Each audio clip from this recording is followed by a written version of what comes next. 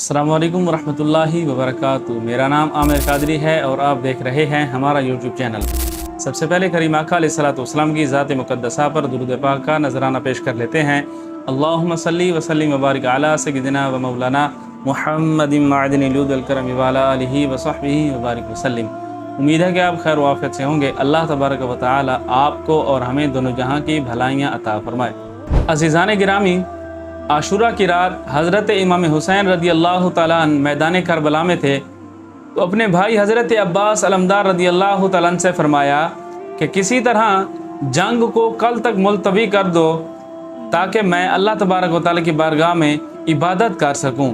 कि अल्लाह पाक खूब जानता है कि मुझे ये 4 काम जो हैं बहुत ही ज़्यादा पसंद हैं, और वो 4 काम ये हैं। पहला ये कि नमाज कसरत से पढ़ना, दूसरा कुरान पाक की तिलावत कसरत से करना, और नंबर 3 अल्लाह तबारक व तआला की बारगाह में कसरत से दुआएं करना, और नंबर 4 कसरत से इस्तिग़फ़ार करना।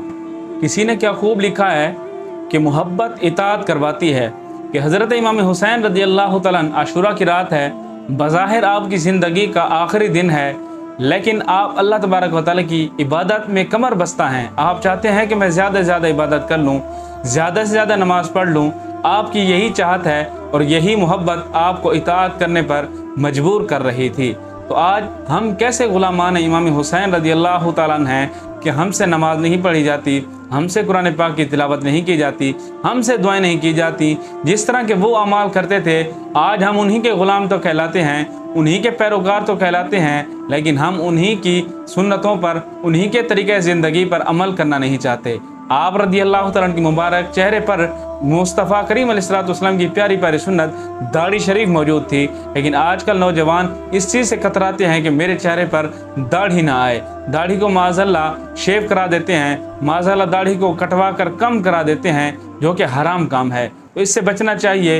इसी तरह के और हज़रत इमाम हुसैन रदी अल्लाह तआला अन्हु के जैसे हमने ये 4 काम सुने कि आपके पसंदीदा कामों में से है, तो आज हम इन्हीं को ही ले लें कि हम कसरत से नमाज, चलो और नवाफिल ना ही पढ़ें, होना तो चाहिए कि वो भी पढ़ें, लेकिन फ़र्ज़ नमाज से हम पाबंदी शुरू करें कि हमने फ़र्ज़ नमाज नहीं छोड़नी। जब हम फ़र्ज़ नमाज की पाबंदी कर लेंगे तो इंशाअल्लाह नवाफिल की तरफ भी हमारा ज़हन खुद ब खुद आ जाएगा, और कुरान पाक की तालीम भी हम हासिल करें। अगर नहीं की, अगर की हुई है तो कसरत से कुरान पाक की तिलावत करना शुरू कर दें।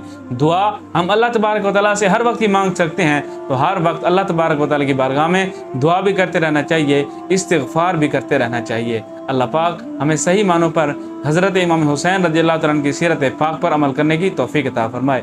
अज़ीज़ान गिरामी, अपने दुनियावी कामों के साथ साथ अपनी नमाज़ों को फ़ौक़ियत दीजिए, उनको उनके औक़ात में अदा कीजिए। अल्लाह पाक अमल की तौफ़ीक़ अता फ़रमाए। अस्सलामु अलैकुम व रहमतुल्लाहि व बरकातुहू।